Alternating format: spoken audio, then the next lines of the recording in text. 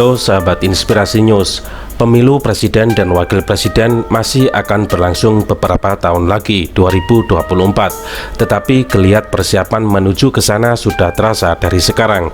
Berbagai polling dibuat baik oleh organisasi maupun individu untuk memotret kira-kira siapa kandidat yang punya peluang besar, juga membaca seperti apa perilaku publik. Salah satu polling menarik sekarang ini sedang diselenggarakan oleh Wakil Sekretaris Jenderal Majelis Ulama Indonesia Ustadz Tengku Zulkarnain melalui akun Twitternya. Dia memasangkan Habib Rizik Syihab dengan Ustadz Abdul Somad melawan Puan Maharani dengan Gibran Raka Buming Raka. Andai kata pemilu presiden tahun 2024 diselenggarakan sekarang dan calon pasangannya head to head antara Habib Rizik Syihab UAS menghadapi Puan Maharani Gibran, siapa pilihan netizen?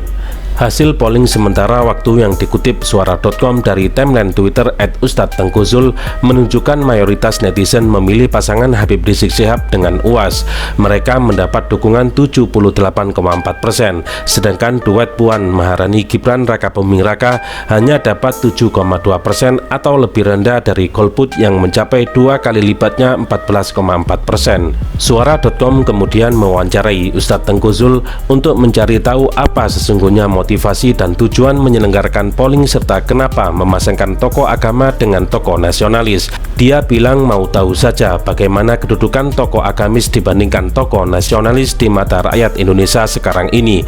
Tengku menyatakan tidak bisa dipungkiri bahwa pertarungan antara kelompok agamis yang dipelopori Hasyim Asy'ari saat menjadi pionir mendirikan Partai Masyumi pada 9 September 1945 dengan kelompok nasionalis pimpinan Bung Karno lewat PNI di tahun 1955 hasil pemilu imbang, sama-sama dapat 58 kursi konstituante.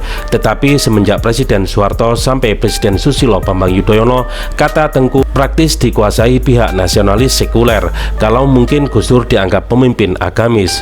Pada pemilu 2024, nanti saya mau tahu apakah pemimpin kelompok agamis akan lebih berpengaruh dan disukai rakyat dibandingkan pemimpin dari kelompok nasionalis sekuler yang dianggap tidak cinta dengan agama.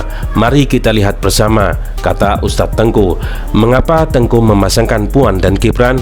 Gaya-gayanya kelompok nasionalis dari PDIP ingin memajukan Puan Maharani, setidaknya saat masih dipimpin Ibu Mega. Sementara Pak Jokowi sudah kelihatan mau menaikkan anaknya jadi wali kota Solo, sebuah persiapan kaderisasi jadi penguasa juga, katanya.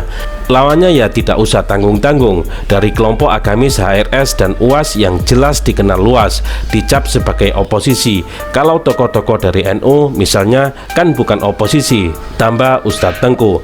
Menurut Tengku, soal besar kecilnya peluang Habib Rizik Syihab dan UAS bisa diusung ke bursa pemilu presiden tergantung keadaan. Jika batas minimal untuk mencalonkan dari partai dinolkan, bukan mustahil keduanya akan diajukan salah satu partai Islami. Cuma saja apa berani penguasa dan partai penguasa mengenolkan batas minimal itu, kata dia. Besaran presidensial threshold atau syarat partai bisa mengusung calon saat ini 20% atau 25% total suara di DPR atau suara sah nasional, tidak perlu dinolkan. Menurut Tengku, batas minimum mencalonkan diturunkan jadi 8% saja, kemungkinan calon dari kelompok agamis akan muncul. Dan Gus Dur pernah menang dari kelompok agamis, bukan mengalahkan Ibu Megawati dari kelompok nasionalis sekuler. Padahal PDIP saat itu memenangkan pemilu tahun 1999, kata Ustadz Tengku.